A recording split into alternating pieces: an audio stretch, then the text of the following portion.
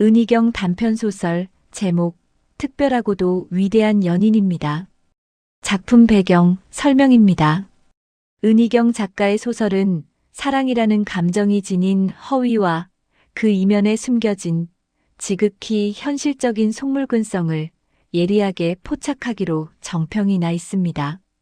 이 작품 역시 제목부터 반어적인 설정을 취하고 있습니다. 스스로를 세상의 통속적인 연인들과는 다르다고 믿는 두 남녀가 얼마나 사소한 오해와 피로감 때문에 무너져 내리는지를 현미경처럼 들여다봅니다. 작품을 읽기 전 우리가 주목해야 할 지점은 거창한 비극이나 외부의 방해가 아닌 내면의 자존심과 일상의 피로가 사랑을 어떻게 갉아먹는지에 대한 그 과정입니다. 1990년대에서 2000년대 초반의 도시적 감수성을 배경으로 하고 있지만 소통의 부재와 타인을 내 방식대로 대상화하는 이 연애의 비극은 지금의 독자들에게도 서늘한 공감을 불러일으킵니다.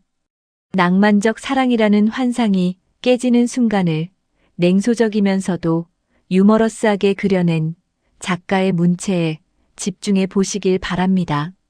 소설 낭독을 시작합니다. 그들이 스스로를 특별하고도 위대한 연인이라고 생각하는 데는 우리도 다 납득할 만한 이유가 있긴 하다. 적어도 그들은 첫눈에 반했다는 식에 있을 수 없는 경고로서 자기들의 감정을 무책임하게 미화하려고 하지는 않는다. 남자가 처음부터 여자를 곱게 본 것은 아니었다. 오히려 여자의 거침없는 성격에 약간 거부감을 느꼈다.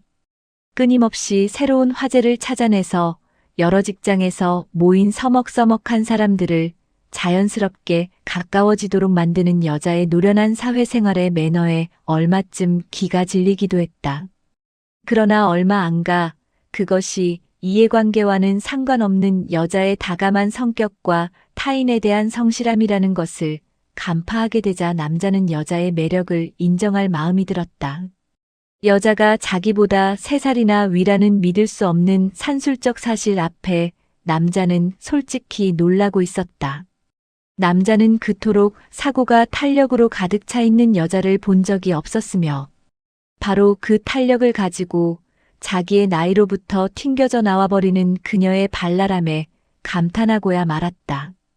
구석에 말없이 앉아만 있는 남자를 여자도 처음에는 그저 평범한 회사원으로만 보았다. 그가 다소 수줍게 그런 한편 대수로운 일이 아니니 굳이 밝히지 않을 이유는 없다는 듯이 자기가 시인이라는 사실을 내뱉었을 때에야 여자는 남자를 눈여겨보았다. 여자뿐만이 아니었다. 요즘 같은 실리적인 시대에도 시인이란 여전히 여성에게는 환상을 불러일으키는 것인지 혹은 바로 그 실리적인 시대에 시인만이 여성에게 환상을 불러일으키는 비영리적인 일을 충당해주기 때문인지 아무튼 그 자리의 여자들은 돌연 남자에게 관심을 보였다. 여자는 그런 집단적인 여성 취향에는 언제나 의연한 편이었다. 그럼에도 비록 지금은 편집 대행사의 기자일 뿐이지만 한때 자신도 문학도였다는 생각과 함께 자신이 동경했던 그 모든 사색과 감수성의 표정을 눈에 담고 있는 듯한 남자의 눈빛으로 자꾸만 시선이 쏠리는 것을 어쩔 수가 없었다.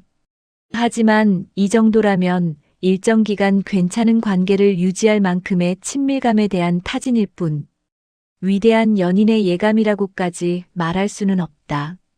그들도 그것을 알 만큼의 지각과 냉소는 갖추고 있다.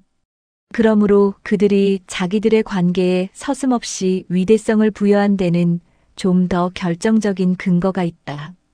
그날의 모임은 술자리로 이어졌다. 술집 문을 들어서면서부터 남자의 옆자리를 놓고 여자들 사이에 은근한 신경전이 벌어졌다. 특히 여자와 같은 회사의 디자이너 미스 박은 신세대답게 적극적이었다. 그녀는 화장실에 들어가는 남자를 문 앞에서 기다렸다가 따라 들어오는 방법으로 기어코 남자의 옆자리를 차지했다. 시인이라는 사실 하나가 물론 모든 여자의 가슴을 두드리는 것은 아니겠지만 그만큼 남자에게는 그가 시인임을 안순간 누구나 고개를 끄덕이게 하는 시적인 분위기가 있었다.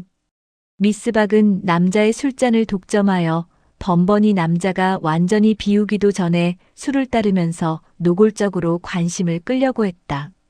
그러나 여자는 남자가 미스박과 얘기하면서도 사실은 미스박 옆자리에 앉은 자신의 말소리에 더 귀를 기울이고 있다는 것을 여러 차례 느꼈으며 그럴 때마다 요령껏 그들 사이에 끼어들어 그의 관심에 보답했다. 늦은 시각에 택시를 잡으면서 여자와 남자와 미스박은 공교롭게도 집이 다 같은 방향임을 알게 되었다. 따지고 보면 공교로울 것도 없었다. 미스박이 남자에게 강 선생님, 집이 어느 방향이세요? 하고 물었고, 어머, 그래요? 저랑 택시 같이 타시면 되겠네요. 라고 호들갑을 떨더니 여자 쪽을 돌아보며 이 차장님도 그 방향이죠? 강 선생님하고 저하고 내린 다음에 한 10분만 더 들어가면 되잖아요. 좀 돌긴 해도 택시 잡기 힘들 때는 같이 타는 게 나아요. 근데 택시비는 맨 나중에 내리는 분이 내는 거죠? 했던 것이다. 평소에는 미스박의 당돌한 면을 귀엽게 여겼던 여자도 그때만은 그녀의 깍쟁이 짓이 그렇게 얄미울 수가 없었다. 택시비 때문이 아니었다. 술집도 문을 닫은 늦은 시각에 둘이서 함께 내릴 속셈이라니 깜찍하지 않은가. 하지만 그날 밤 미스박은 깜찍한 뜻을 이루지는 못했다. 택시에서 내리면서 남자의 옷깃을 끌었을 때 뜻밖에도 남자는 반대편 창밖으로 고개를 돌린 채 꿈쩍도 하지 않았던 것이다. 운전사의 채근에 못 이겨 미스박은 하는 수 없이 자기만 내린 뒤에 쾅 소리가 나도록 택시 문을 닫아줄 수밖에 없었다. 그러므로 남자를 싣고 떠나는 택시의 꽁무니를 닥쳤던 게 지붕 쳐다보듯 멍하니 바라보고 있는 미스박의 모습을 앞자리에 앉아서 사이드 미러를 통해 쳐다보며 여자가 통쾌했던 것은 전적으로 선택받은 자의 우월감이었다. 여자는 행복한 기분이 들었다. 자기를 바래다 주기 위해서라는 것 말고 굳이 미스박을 실망시키면서까지 남자가 그의 집 근처에서 내리지 않은 이유는 찾을 수 없었다. 여자는 잠깐 뒷자리로 몸을 돌려서 여전히 창밖만 보고 있는 남자의 무릎 위에 떨어져 있는 하얗고 긴 손가락을 감동에 차서 다정하게 쳐다보았다. 깜빡 잠이 들었던 남자가 눈을 뜬 것은 그때쯤이었다. 여기가 어디쯤일까 하고 남자는 그제서야 창밖을 보았다. 여자와 미스박의 짐작과는 달리 사실 남자는 지금 처음으로 창밖을 보았다. 집으로부터 많이 지나쳐 온 것 같아 난처해진 남자는 그것을 내색하려고 여자의 뒤덮개를 가볍게 쳤다가 순간 꿈처럼 운명처럼 돌아보는 여자의 심상찮은 눈길과 마주치고는 어쩐지 숨이 막혀버렸다. 잠결이어서 그렇게 느껴졌을 뿐 사실은 잠시 말문이 좀 막힌 거였는지도 모르지만 또 얼마간 술 탓이기도 했지만 어쨌든 조금 전까지만 해도 앞다투어 호감을 표현하려는 많은 남자들의 시도를 능숙하게 따돌리던 여자가 그런 눈길로 쳐다보자 남자는 어리둥절한 가운데 행복했다. 여자는 여자대로 자기를 바라보는 남자의 꿈에 취한 듯한 몽롱한 시선을 보며 그들 사이에 아주 특별하고도 위대한 일이 시작되어 버렸음을 확신하게 되었다. 그리 큰 차이라고는 말할 수 없지만 그래도 남자는 여자보다 약간 신중한 편이었다. 여자에게 과거의 그 어떤 여자보다 강하게 끌린 것은 사실이지만 위대한 연인이라는 단정을 아직은 유보하고 있었다. 그런 그마저도 더 이상 그들이 위대한 연인이라는 움직일 수 없는 사실을 부정할 용기가 나지 않았던 것은 여자를 아는 이유였다. 여자에게 천부적인 섹스에 재능이 있었다는 뜻은 아니다. 21살 때 청량리 어딘가에서 거추장스러운 동정을 폐기시킨 이래 그에게도 그럭저럭 관계를 가졌던 여자가 몇 명은 되었다. 그 중에는 잠자리에서 그녀보다 훨씬 강하게 그를 사로잡았던 여자도 있었다. 하지만 그녀처럼 자연스러운 여자는 없었다. 그녀는 침대에서 천진하고 다정다감하면서도 결정적으로 정숙했다. 다소 성급하지만 우리가 이 시점에서 진실을 말하자면 여자가 끝내 남자에게 정숙한 분위기를 지킬 수 있었던 것은 군데군데 흉한 반점이 있는 켈로이드 피부를 감추기 위해서 한사코 불빛을 마다했기 때문이었다. 하지만 그것이 결정적인 오해라고만 할 수도 없는 것이 만약 켈로이드 피부를 감추려는 노력이 아니더라도 여자는 남자에게 충분히 정숙한 인상을 줄 수 있었을 것이다. 여자를 침대에 눕히면서 마음속으로 그녀가 정숙한 여자였으면 했던 남자의 바람이 그만큼 컸으므로 웬만한 보편적 인수주범조차 다 정숙함으로 받아들리 만반의 준비를 갖춘 관객 앞에서 정숙한 여자의 역할은 그리 어려운 것이 아니었기 때문이다. 상대를 애태워가며 한사코 처녀의 정결을 부르짖던 여자일수록 하룻밤을 보낸 뒤에는 흥미가 없어지더라는 것이 남자의 섹스에 대한 솔직한 경험담이었지만 그녀만은 달랐다. 그녀를 품에 안고서 그는 어이없게도 이제 어쩐지 이 여자 외에는 아무도 원하지 않으리라는 결연한 순정마저 느꼈던 것이다. 사랑의 존의와 진실성에 대해서 유난히 신중하거나 의심 많은 사람은 아직도 그들 감정의 특별하고도 위대한 점을 인정하지 않을지도 모른다. 사랑에 빠지면 누구나 상대를 그 정도로 미워하는 기술쯤은 저절로 터득하는 법이니까.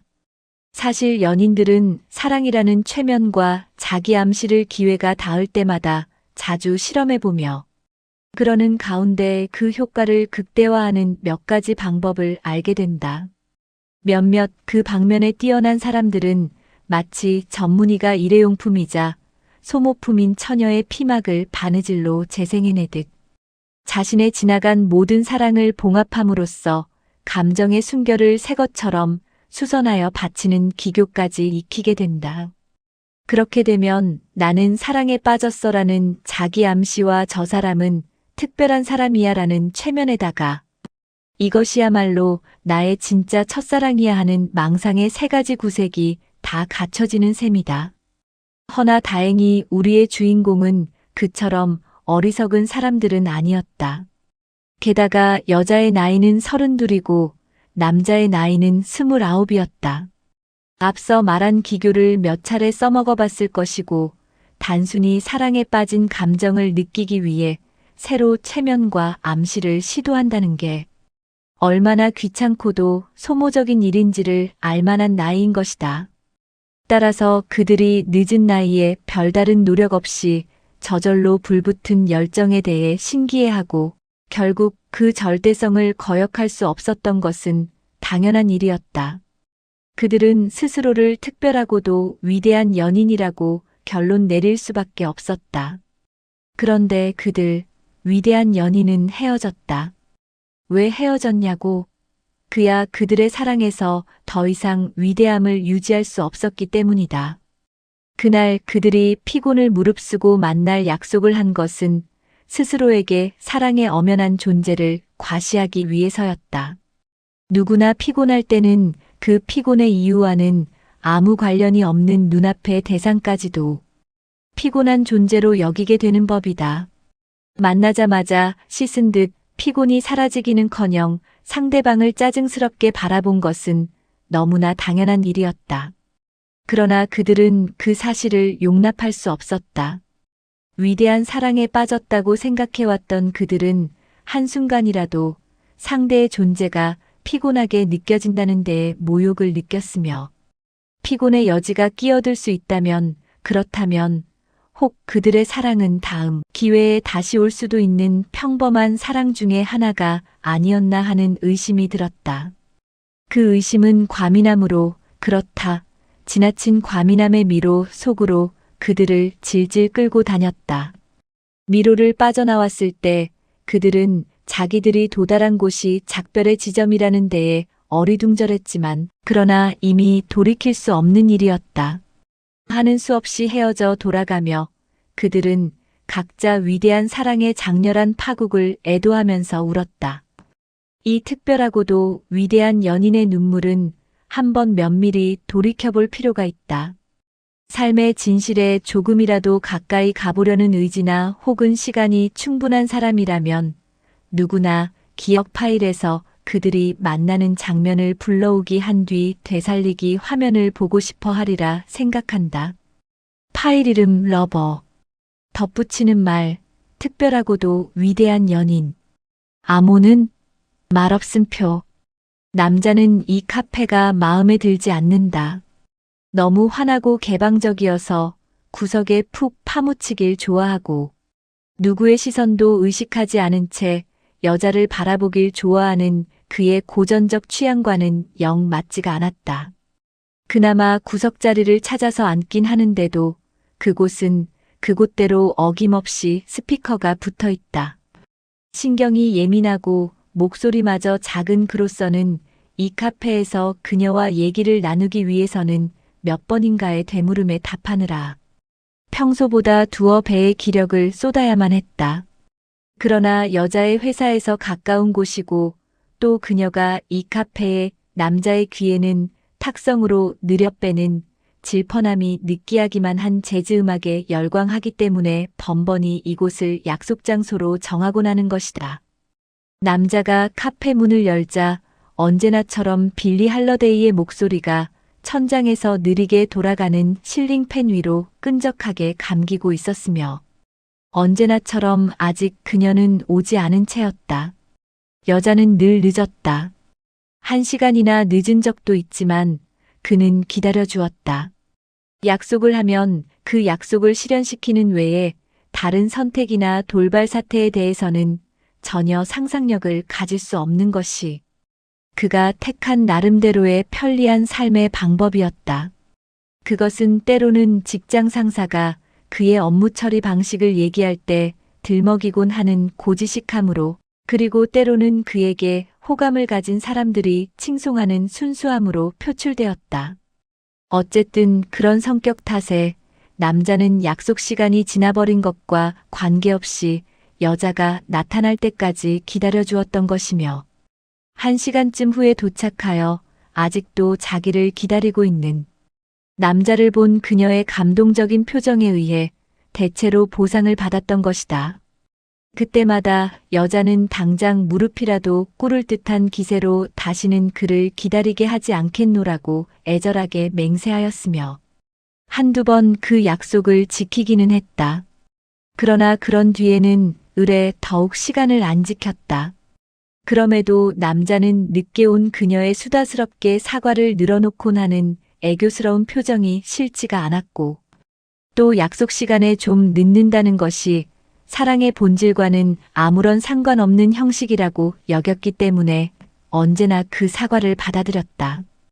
그러나 여자의 도착 시간에 어림 맞추려고 일부러 20분 늦게 도착했음에도 여자가 아직 오지 않은 것을 알고 남자는 약간 짜증을 느낀다.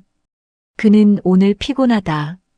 한 대기업의 사사 편찬일을 맡고 있는 남자는 평소에도 원고의 내용이나 편집 방향 같은 것을 가지고 시시콜콜 참견하는 일을 자신의 존재 증명이라고 여기는 홍보실 대리와 심하게 다투었고 더 이상은 시인이 할 일이 아니다 싶어서 마침내는 내일 아침 던져버릴 양으로 사표를 써서 서랍 속에 넣어두고 나오는 길이었다.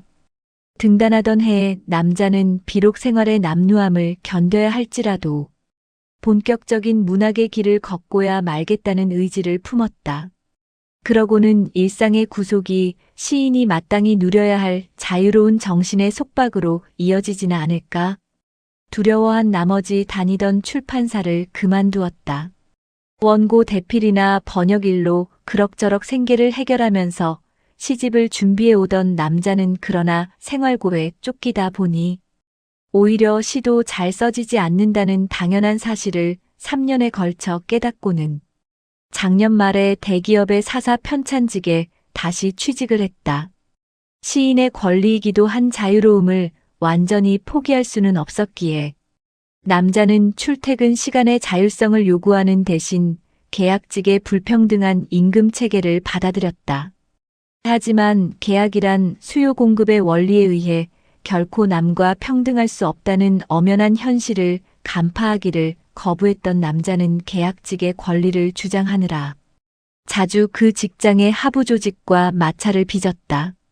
남자는 부당한 일을 하도 여러 번 겪다 보니 지쳤고 시를 쓰는 데에 아무런 상상의 기회도 제공하지 않는 직장 생활에 또다시 넌더리를 내고 있었다. 사실로도 이 직장에 온 뒤 남자가 끄적인 것이라곤 안개 속에서는 안경을 벗어라, 미망 속에서 길을 찾으려 한다면 너는 습관으로 살아온 것이다라는 단 세 줄뿐이었다. 당장이라도 그만두고 싶은 마음이 여자와의 대화 가운데에서 입 밖에 내어져 자기 암시가 되기도 했다. 여자가 철없고도 분연한 표정을 지으며 그래, 당신은 시를 써야만 행복해질 수 있어라고 역성을 들 때마다 자기 시의 예술성을 인정하는 여자가 대견하면서도 한편으로는 성인 남자로서의 구실을 담당해야 한다는 현실감이 슬그머니 고개를 들어서 사표를 쓰겠다는 말이 순전히 빈말임을 혼자서만 마음 깊이 확인하고 넘어가곤 했다. 그러던 것이 늘 머릿속을 맴돌던 사직 서문안을 드디어 종이에 옮겨 적고 나자 남자는 그 정도로 자신이 견디기 어려웠다는 사실을 애써 떠올리면서도 솔직히 그것이 현실화될 때의 불안 또한 떨쳐버릴 수가 없었다. 남자는 혼란스러웠고 모든 우유부단한 사람들이 그렇듯이 한쪽 발을 어렵사리 앞으로 떼어놓았다가 다시 제자리로 가져갔다가 도로 내밀었다가 거두어가는 식의 혼자 생각에 지칠 대로 지쳐 있었다. 이렇게 혼란스럽고 피곤할 때 여자의 존재가 있다는 것은 얼마나 다행스러운 일인가. 남자는 어서 여자가 와서 귀여운 표정으로 사표라고 결정 잘한 거야라며 대책도 없이 딱한 동의를 하든가. 나이티를 내면서 가끔 여자는 엉뚱하고도 소용없는 순간에만 나이를 내세웠다. 그래도 그런 문제는 좀 신중해야 되는 거 아냐? 라고 현실적인 이유를 대며 말려주든가 해주기를 30분째 고대하고 있다. 어느 쪽이든 상관은 없다.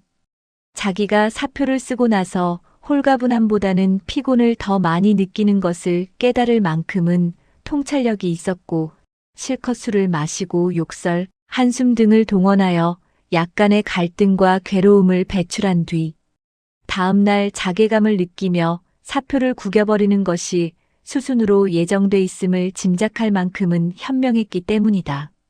그러나 한편 그 수순이 자신의 시인으로서의 자유정신이나 순수성에는 어울리지 않는 행동이려니와 스스로를 얼마나 왜소하게 만드는 결정인지 알 만큼은 자의식이 강했기에 괴로웠다. 그러니 어서 그녀가 와야 했다. 피곤한 그에게는 위대한 연인의 다정한 위로가 절실히 필요했다. 드디어 여자가 들어온다. 여자는 긴 머리를 짧게 자르고 나타났다. 언제나처럼 늦어서 미안해라는 말로 첫 인사를 마치고 앞자리에 앉는데 고개를 조금 숙이는 것이 일부러 그와 눈을 마주치지 않으려는 듯한 느낌이 든다. 예민한 남자는 그녀에게 다른 날과 다른 어색함이 있음을 눈치채지만 굳이 묻지는 않는다. 오랜 버릇대로 남자는 혼자서 여자의 마음을 짐작하고 분석해 본다. 그럴 때 허공 어디쯤에 시선을 두고 자기만의 생각 속으로 침잠한 남자의 눈은 그가 시인이라는 사실을 상기하면 사색이 깃들어 보일 뿐이지만 사랑하는 여자가 보기에는 신비할 정도로 아름답다. 그러나 지금 그 아름다운 남자의 머릿속은 여자의 속마음을 캐내려는 속된 일에 집중돼 있다.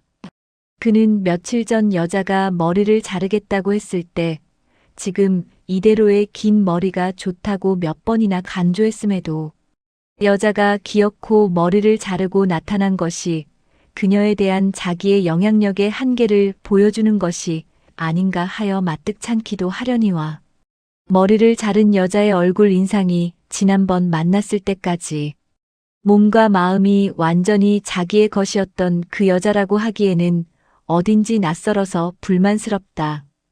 게다가 여자의 저전에 없이 어색한 태도라니. 여자란 심경의 변화를 느낄 때 머리를 자른다는데 여기까지 생각하고 난 뒤 불현듯 남자는 그런 생각들이 짜증스럽다. 기다리던 여자가 왔으면 그만이다. 이제 피곤한 일은 생각 말자고 남자는 애써 스스로에게 말한다. 위대한 연인답게 남자는 내심 자신이 지금 사표 문제로 과민해져 있음을 반성했고 그것을 보상할 양으로 자신의 변함없는 사랑을 실을 만한 다정한 말을 찾아본다. 남자의 목소리는 자신의 감정을 억제하느라 잔뜩 억눌린 가운데 부자연스러운 부드러움으로 새어나온다. 피곤해 보이는데 어디 아파? 남자의 그 말을 듣는 여자는 갑자기 표정이 굳는다. 오른손을 들어 흐트러지지도 않은 머리카락을 한 올 집어서 귀 뒤로 넘기는 여자의 손길은 이상하게 어색하고 자신감이 없다. 얼굴을 정면으로 들지 않고 벽에 걸린 그림 쪽으로 돌리고 있던 여자는 피곤해 보인다는 남자의 말을 듣자 갑자기 정말로 피곤하다는 듯이 작게 한숨을 내쉬며 어깨를 축 늘어뜨린다. 어깨를 늘어뜨린 채 여자는 생각한다. 역시 자르지 말 걸 그랬어. 여자는 어제 머리를 빗다가 흰 머리카락을 발견했다.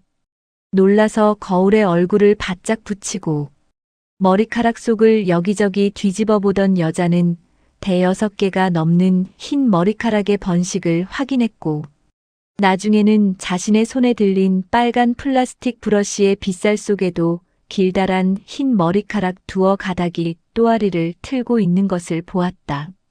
발랄하게 사는 여자는 언제나 젊어 보였고 그렇게 보이는데 한몫을 해주는 탐스러운 긴 머리는 여자의 자랑이었다. 그런데 흰머리라니 여자는 순간 자기의 젊은 연인을 생각했고 반쯤 열린 문틈에서 눈만 있는 그가 여자의 흰머리를 염탐하러 나타나기라도 한다는 듯이 황급히 욕실 문을 닫았다. 당장 여자는 미용실에 가서 흰머리란 한번 나오기 시작하면 빠르게 퍼지는 것이니 염색은 물론이거니와 이 기회에 머리를 산뜻하게 잘라버리는 편이 훨씬 젊어 보일 거라는 조언을 들었다. 여자는 자신 있게 살아왔다. 노처녀 소리를 들을 나이가 되면서부터는 자기처럼 자의식이 강하고 이를 가진 여자에게는 독신이 얼마나 합리적이고 멋진 조건인가를 자기 자신을 포함하여 주위 모두에게 설득했다.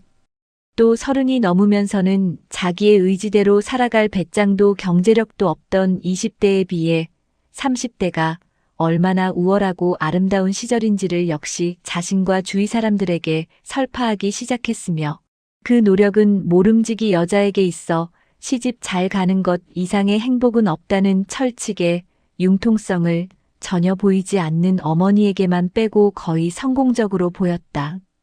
하지만 여자는 흰머리를 감추기 위해 염색액을 뒤집어 쓰면서 거울 속에서 처음으로 자신감을 잃은 자신의 모습을 보았다.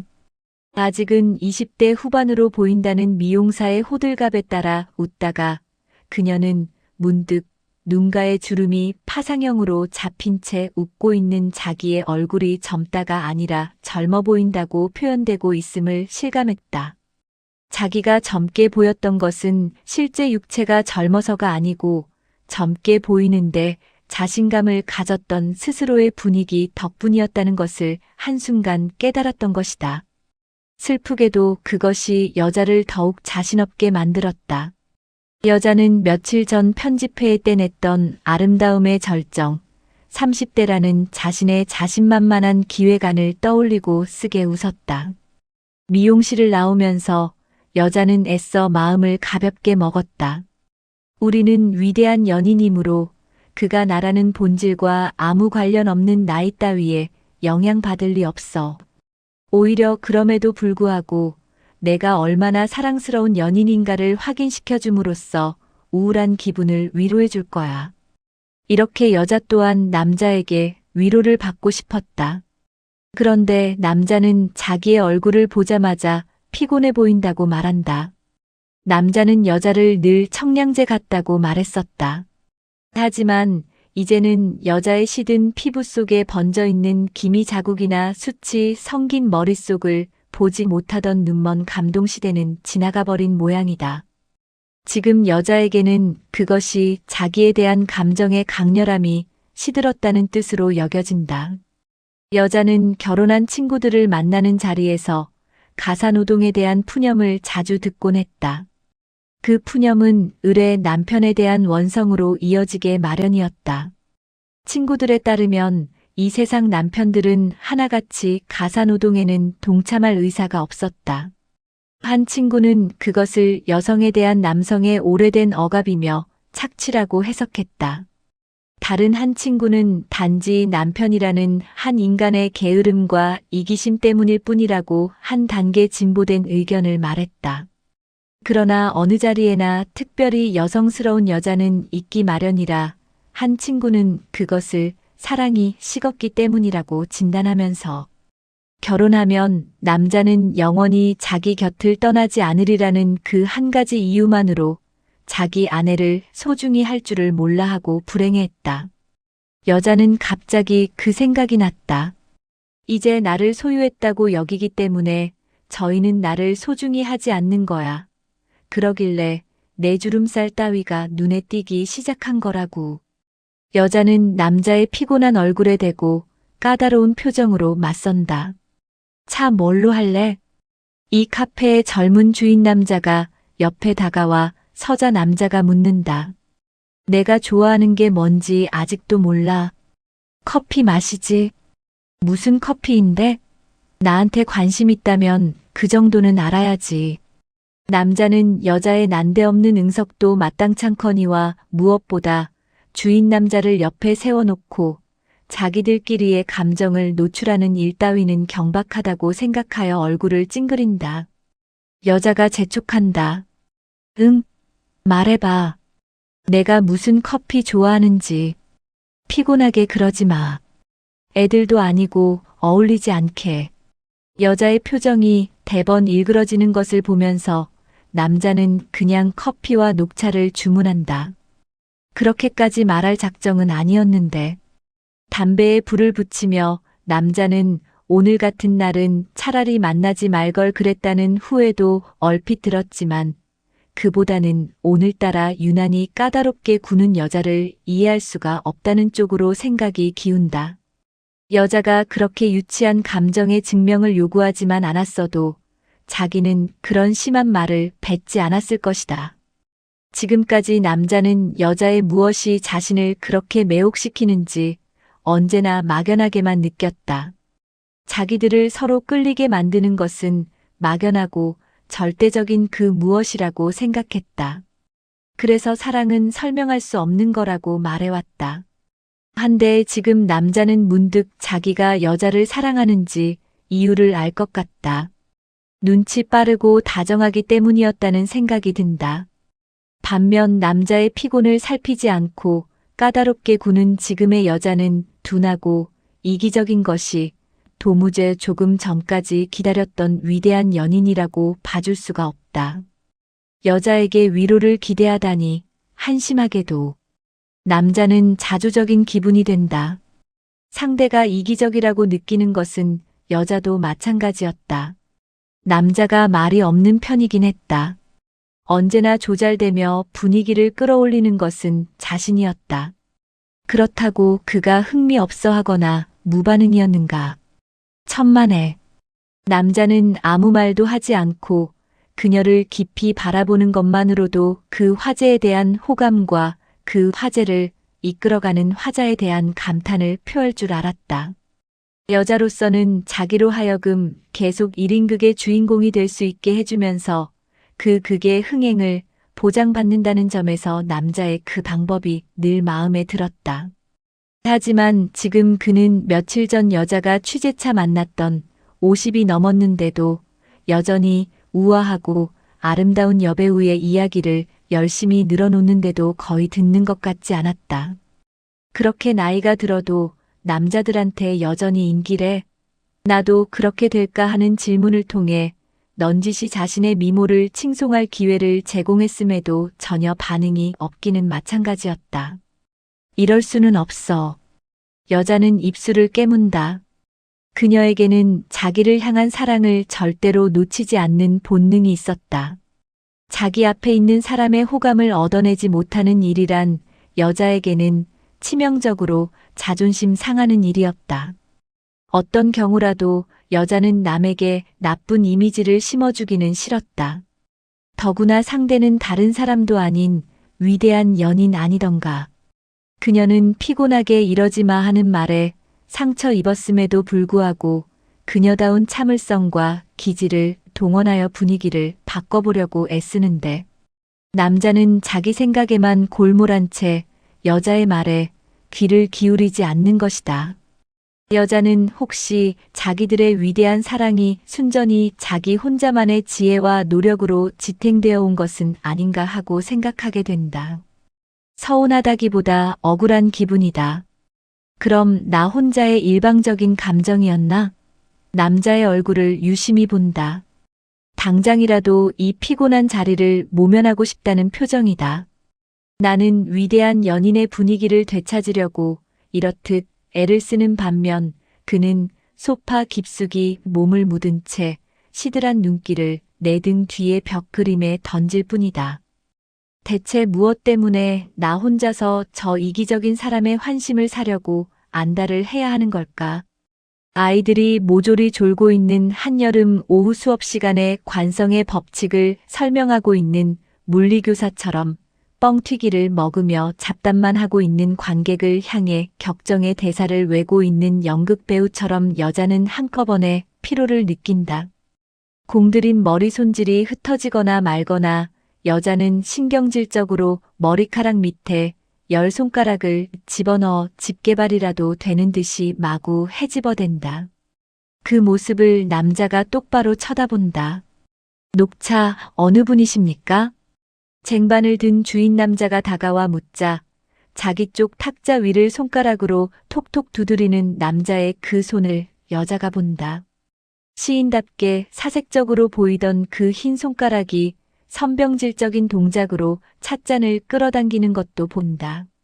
저렇게 몸 생각하느라 늘 녹차나 시키고 블렌드 커피와 블루마운틴 커피를 구별할 줄 아는 신감각에는 관심조차 없으면서 여자는 지금까지 보아왔던 남자의 섬세함이 사실은 소심함의 변형일 뿐이라는데 생각이 미친다. 그러기에 인생을 그렇게 어정쩡하게 살지. 나 같으면 직장을 때려치우든지 시를 때려치우든지 하나라도 제대로 해보려고 할 텐데. 남자에 대한 반발 때문에 아까의 자신 없던 기분에서 완전히 벗어난 여자는 다리를 꼰 채로 커피잔을 들고 제법 여유 있게 소파에 몸을 묻는다. 남자의 인생에 대해 언제나 많은 우려를 품어왔지만 지금은 그보다는 혼란이 훨씬 많아진다. 참, 요즘 시는 좀 써? 기어코 여자는 남자의 환부를 건드리고야 만다. 아니, 요즘은 시 대신 사표를 쓰지. 기분으로 말할 것 같으면 남자의 짜증도 만만치 않다. 하지만 여자는 남자의 뒤틀린 어법을 알기에는 사실 좀 소박하고 진지하다. 어머, 사표 썼어? 언제? 내가 그렇게 좋아할 줄 알았으면 좀 빨리 써도 되는 걸 그랬구나. 그제서야 남자의 불쾌한 억양을 알아채고 여자는 약간 후퇴한다. 나야 시 쓰기를 바라지 사표야 뭐. 아무튼 이제 어떡할 거야? 어떡하긴 내일 아침 출근하는 대로 찢어버려야지. 그 말을 입속에서 되뇌며 남자는 갑자기 두통이 치밀고 녹차의 쌉싸람이 입안과 목구멍 속을 훑어내는가 싶더니 그대로 쓴 트림이 올라온다. 아까부터 여자가 자기를 못마땅해 하고 있다는 것을 날카로워진 신경만으로 충분히 알아채고 있는 남자의 트림은 자기가 이 자리를 박차고 일어선다든지 아니면 분위기를 바꿔보려고 재미있는 얘기를 꺼낸다든지 하는 일종의 적극적 해결을 하지 못하고 앞으로 두어 시간을 트림을 참으면서 그대로 여자 앞에 앉아 있으리라는 것을 잘 알기에 더욱 쓴 거였다. 자기가 할 수 있는 과격한 동작이라는 게 겨우 이뿐이라는 듯이 소리나게 찻잔을 내려놓는 남자의 눈빛은 컴컴해진다. 불현듯 여자는 이제야 알 것 같은 기분이 든다. 그렇다. 지금 남자에게는 하고 싶은 말이 있는 모양이다. 그래서 저렇게 피곤한 표정으로 못마땅하게 시비를 걸고 있는 것이다. 그러고 보니 오늘 처음 보았을 때부터 표정이 심상치 않았다. 그가 할 말이라면 그가 저렇게 얼굴을 잔뜩 찌푸리고 차마 꺼내지 못하고 있는 말이라면 혹 여자는 또 한 번 입술을 잘근잘근 깨문다. 헤어질 생각을 하고 있구나. 여자의 1차적인 반응은 물론 슬픔이다. 비 오는 날 우산 속에서의 첫 키스, 독감으로 누워있을 때, 남자가 집 앞 골목에 와서 건네주던 밀감 봉지, 같이 자자는 말을 쉽게 꺼내지 못해서 메모지에 겨울밤의 정적 속으로 매해 찾아오던 폭설처럼 당신을 덮겠다라는 시를 적어 건네주려다가 맥주병을 건드리는 바람에 그 메모지로 엎질러진 맥주를 닦으며 얼굴이 빨개지던 기억. 온갖 날카롭고 향기롭고 아기자기한 추억들이 되살아난다. 더불어 또한 날카롭고 향기롭고 아기자기해야 할 미래에 대한 생각도 떠오른다. 그들은 다음 달에 함께 여행을 떠나기로 하지 않았는가. 그리고 그 다음 달에는 여자의 생일이 있다. 삶을 즐겁게 연출할 줄 아는 여자에게는 놓칠 수 없는 축제의 기회이다. 더구나 며칠 전 백화점에 갔다가 보아둔 아이보리색 가디건. 남자가 그 가디건을 입고 낙엽 쌓인 숲길을 산책하거나 커다란 창이 있는 찻집의 창가에서 시를 끄적거리는 모습을 상상해보라. 그 옷을 입혀보지 않고 어떻게 헤어질 수 있단 말인가. 하지만 우리도 아다시피 그녀는 냉소와 지각을 갖춘 여자이다. 이내 헛된 집착에서 벗어나 현실적인 궁리 속으로 접어든다. 구차해지기는 싫다. 헤어짐이 어차피 받아들일 수밖에 없는 사실이 되었다면 이제부터 할 일은 헤어진 뒤 남자가 후회하도록 나의 마지막 모습을 최대한 기억에 남도록 아름답게 아로새기는 것뿐이다. 헤어짐을 정해진 사실로 받아들이고 보니 어느새 여자는 남자가 요구하지 않았어도 자기 쪽에서 이 피곤한 만남을 끝낼 셈이었다는 기분마저 든다. 또한 이제 와서 하는 말인데 자신이 그렇게 보려고 노력했을 뿐 사실 남자가 그렇게 멋진 사람만은 아니지 않은가. 여자가 복잡한 표정을 수습하는가 싶더니 뭔지 몰라도 냉정한 결론을 내렸음을 남자는 간파한다. 그것을 보고 남자는 여자가 오늘 자기에게 뭔가 할 말이 있었던 거라고 생각한다. 늘 애매한 표정 한 가지로 모든 것을 표현하는 동시에 감추는 데에 습관이 된 남자는 제풀에 뾰족했다가 멈칫했다가 셀쭉했다가 결국에는 먼지 결연한 얼굴이 되는 여자의 감정 기복이 부질없고 유치하게 느껴진다.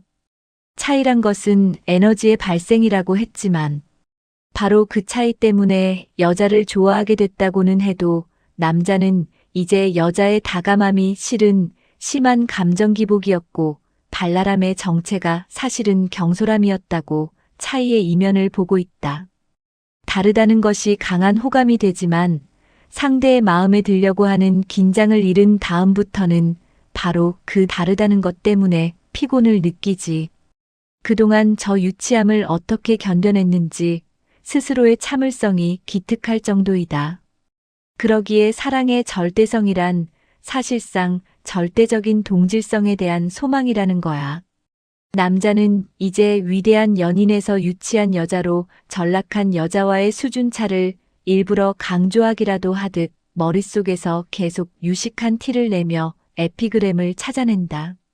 그것을 여자와 헤어질 정당한 이유로 삼으려는 사람처럼 어찌 보면 필사적이다. 자, 이렇게 해서 그들은 같은 결론에 도달했다. 결론이 그렇게 났으므로 이제는 어쨌거나 헤어져야 할 수밖에 없게 되었다. 남은 것은 누가 먼저 이별 발설을 하느냐 하는 절차의 문제뿐이다. 하지만 그들은 제 쪽에서 선뜻 그 말을 꺼내지 못하고 상대가 말하기만을 기다리는 눈치이다. 마치 종합병원에서 약을 타기 위해 순번을 기다리는 사람처럼 짜증을 감춘 무표정한 얼굴로 의자에 파묻힌 채 말없이 상대의 작별의 경고등의 램프가 켜지기를 기다리고 있는 그들을 보면 타의에 의해 헤어진다는 아리송한 말도 생길 법한 일이다. 시간이 지날수록 그들은 각기 상대를 원망한다. 헤어지자는 말을 하는 데에 너무 뜸을 들이는 건 아닌가. 그 말이 나올까봐 너무 조바심이 나서 엄청난 에너지가 소모됐으므로 그들은 거의 탈진한 기분이 되었고 시간이 지날수록 오히려 헤어지자는 말을 간절히 기다리는 심정이 되었다. 찻잔을 치우러 온 주인 남자는 단골 손님에 대한 직업적인 감각으로 그들 사이의 미묘한 기류를 알아차렸다. 그 위대한 연인들은 늘 다정한 단골 손님이었는데 다른 날과는 사뭇 분위기가 달랐던 것이다. 언제나 못 견디겠다는 듯이 다정하고 뜨거운 눈빛으로 여자를 바라보던 남자는 권태로운 표정이었고 교태를 부리며 쉴 새 없이 제잘대곤 하던 여자 역시 셀쭉하게 입을 다물고 있었다. 찻잔을 쟁반 위에 놓고 한 손으로 탁자를 닦으면서 주인 남자는 힐끗 탁자 밑을 본다. 그는 노련하다고 자처하는 술집 주인의 경험상 탁자 밑에 다리 모양이 탁자 위의 손 모양이나 얼굴 표정보다 훨씬 더 사람의 속마음을 진실하게 드러낸다는 확신을 갖고 있기에 때문에 이처럼 남녀 사이에 심상치 않은 난기류가 형성되면 그 기상 변화를 탁자 밑에 다리 모양을 통해 미리 예보해보는 버릇이 있었다. 다소 권태로운 직업을 가진 그에게는 그것이 자기의 직업에서 찾을 수 있는 은밀한 이벤트였다. 그의 눈 속으로 두 사람의 다리 모양이 들어온다. 다리를 꼬고 앉은 남자의 불안한 거만, 다리를 벌리고 앉은 여자의 방심한 긴장. 고개를 숙이고 그들의 탁자를 닦던 그는 막 문을 열고 들어서는 새 손님을 향하여 습관적으로 어서 오세요를 외치며 허리를 폈지만 남자의 꼬인 다리가 신경질적으로 풀리더니 웬 넝쿨에서 바른 넝쿨로 바뀌는 것을 놓치지 않는다. 어머, 이 차장님, 여기서 데이트 하시네요? 새로운 손님이 여자를 발견하더니 약간 고양된 목소리로 인사를 건넨다. 강 선생님도 안녕하셨어요? 남자를 향해서 던지는 인사말은 더욱 톤이 높다. 바로 미스 박이다. 여자의 회사 앞이니 이 카페가 미스 박의 회사 앞이기도 하련만 어지간히 자기들 문제에만 골몰했던 그들로서는 미스 박의 등장이 뜻밖이기만 하다. 주인 남자가 자기의 일기예보를 교란시키는 이 돌발성 고기압의 정체를 채 파악하기도 전에 미스 박은 발랄한 몸짓으로 앉아도 되죠? 하고는 남자의 옆자리에 엉덩이를 내려놓는다. 언제 봐도 두 분은 캡 다정한 것 같아요. 정말 깬다니까. 미스 박의 말에 여자와 남자는 마지못해서 정말이지 마다하지 못해서 억지로 웃는다. 미스 박에 무슨 짓을 하든 다 용서받을 수 있고 무슨 꼴을 내든 다 사랑받을 수 있는 젊음, 그리고 거기에서 뿜어져 나오는 거침없는 자신감에 여자는 새삼 속이 뒤집힌다. 참, 강 선생님. 우리 차장님 머리 자른 거 보셨죠? 어때요? 캡 젊어 보이죠? 오늘 우리 사무실에서는 왕 사건이었는데 요새는 흰머리 난다고 쪽팔릴 필요 없다고요. 염색이 저렇게 끝내주잖아요. 근데 강 선생님 피곤하신가 봐요. 하긴 그래서 오늘 더 폼나는 것 같은 거 있죠. 시인들은 있어 뵈는 것보단 꾸지레한 게 더 멋져요. 무슨 철학적 고민식이나 하는 것 같고. 언제 저한테도 시 하나만 지어주세요. 이 차장님한테만 트럭으로 바치지 말고요. 여자가 옆눈으로 보니 남자는 재치라고는 없는 미스박의 유치한 농담에 후하게 웃고 있다. 고맙게도 그때 마침 만나기로 한 미스박의 친구가 나타나 준다.